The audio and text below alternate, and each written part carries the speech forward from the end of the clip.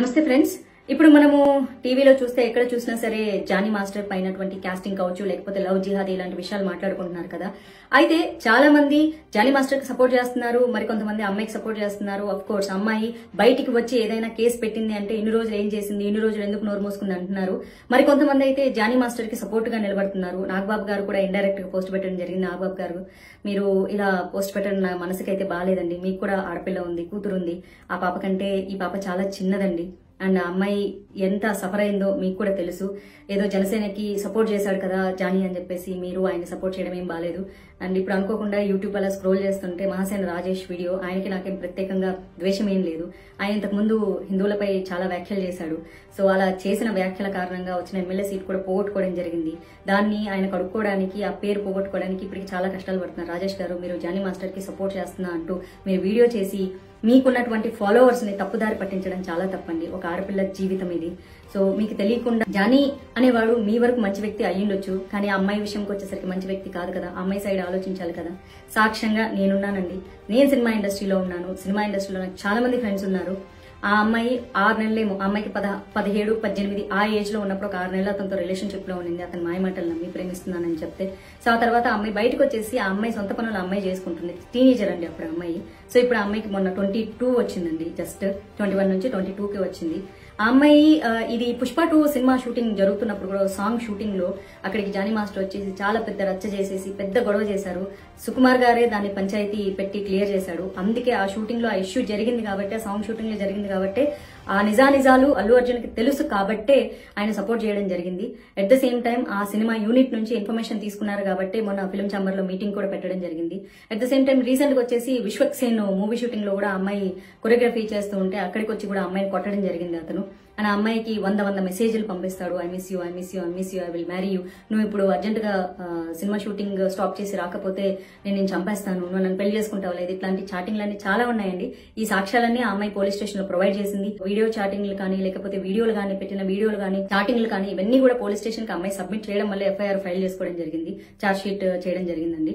So దయచేసి please, ఒక ఆడపిల్లని ఆ అమ్మాయికి ఇష్టం లేకుండా పెళ్లి చేసుకో, I love you, I miss you, లేకపోతే వచ్చి కొడతా అని సినిమా షూటింగ్ లోకి వచ్చి ఆపేసేసి ఆ అమ్మాయికి వచ్చిన 2-3 సినిమాలు కొరియోగ్రఫీ చేసుకుంటుంటే వచ్చి ఆ అమ్మాయి సినిమా షూటింగ్ లను ఆపిచ్చేసి ప్రొడ్యూసర్లతో సినిమాలు క్యాన్సిల్ చేయించారండి. తెలుసా అండి మీకు? సినిమా ఇండస్ట్రీలో ఉన్నానండి నేను.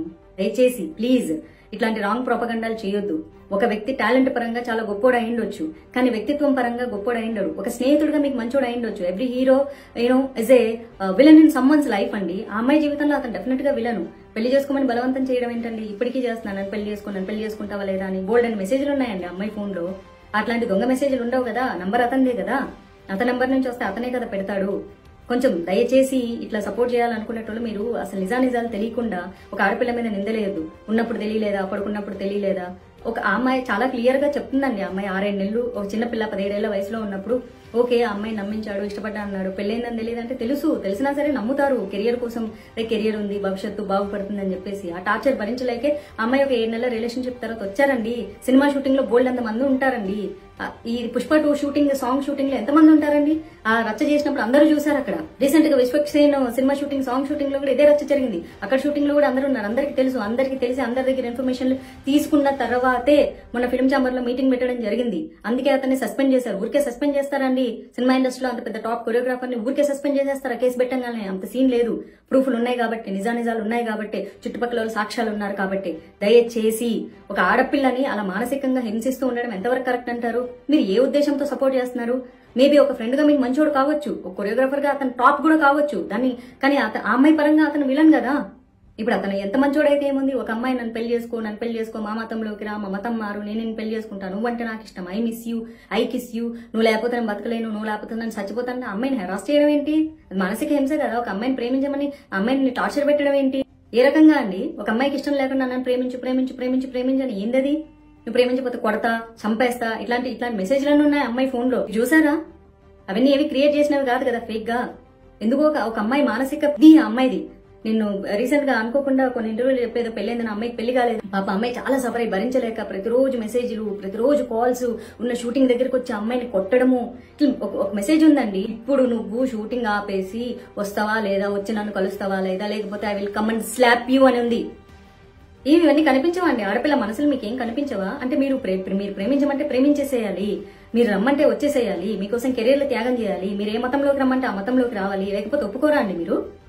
కొన్ని కామెంట్లు చూసాను, మేము ముస్లింగా పుడితే తప్పైపోతుంది. ముస్లింగా పుడితే తప్పైపోదండి. మీరు ప్రేమిస్తే ప్రేమించినట్లు అమ్మాయిని ఉంచనివ్వండి.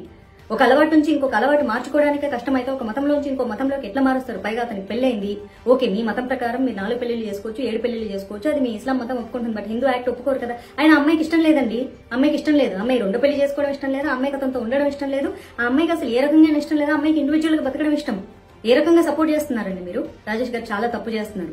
మీ వీడియో ఇట్లా హెడ్లైన్ నేను జానీకి సపోర్ట్ చేస్తున్నాను, చాలా తప్పు అండి, చాలా తప్పు. ఒక ఆడపిల్ల ఉసురు పోసుకుంటారు మీరు. ఏం సభ్య సమాజానికి మీరు మెసేజ్ ఇస్తున్నారండి మీరు? మీలాగే మన TV5 లో ఏదో అతను జనసేన సపోర్ట్ చేశాడని చెప్పేసి టీడీపీ వాళ్ళందరూ పనిగట్టుకొని, జనసేన వాళ్ళందరూ పనిగట్టుకొనేసి ఇది వైసీపీ వాళ్ళ కుట్ర, మీ బొందరా, మీ బొంద. నేను బీజేపీలో ఉన్నా, నా సొంత బీజేపీలో ఉన్నటువంటి నాయకులు తప్పు చేస్తే కూడా నేను ప్రశ్నిస్తాను. ఆ టీడీపీ వాళ్ళైనా జనసేన వాళ్ళైనా మనిషి మంచోడు కానప్పుడు మనిషి మంచోడు కాదంతే. దానికి పార్టీలకు సంబంధం లేదు. మీ పార్టీలో ఉంటే పవన్ కళ్యాణ్ ఇదే చెప్పాడా? ఒక ఆడపిల్ల జీవితాన్ని నాశనం చేసేవాడిని మీరు సపోర్ట్ చేయండి, సంకలేసుకోండి. మరి పవన్ కళ్యాణ్ ఎందుకు మాట్లాడలేదు ఈ విషయం మీద? ఆయనకు తెలీదా ఏం జరిగిందో? తెలుసు కాబట్టి ఆయన నోరు మూసుకో ఉన్నారు. మీరందరూ ఎందుకు సంకలు గుద్దుకుంటారు? ఎంత పార్టీలకి ఎంత మీ పార్టీకి సపోర్ట్ చేస్తే పార్టీ వేరు, వ్యక్తిత్వం వేరండి, టాలెంట్ వేరు, అతని యొక్క క్యారెక్టర్ వేరు. ఆ అమ్మాయికి సంబంధించినంత వరకు అతను మంచోడు కాదు, ఆ అమ్మాయిని హెరాస్ చేస్తున్నాడు, ఆ అమ్మాయి దగ్గర సాక్ష్యాలున్నాయి. అర్థమవుతుందా? ఒక ఆడపిల్లని మానసికంగా నన్ను ప్రేమించని హెరాస్ చేయడం చాలా తప్పు. ప్రేమించు పెళ్లి చేసుకో, లేకపోతే వచ్చి కొడతాం. వచ్చి లొకేషన్లకు వెళ్ళిపోయి కొట్టేస్తాడు, లొకేషన్లకు వెళ్ళిపోయి గొడవలు చేస్తాడు, రచ్చ చేస్తాడు, షూటింగ్ ఆపేస్తాడు, అమ్మాయి సినిమాలు క్యాన్సిల్ చేస్తాడు.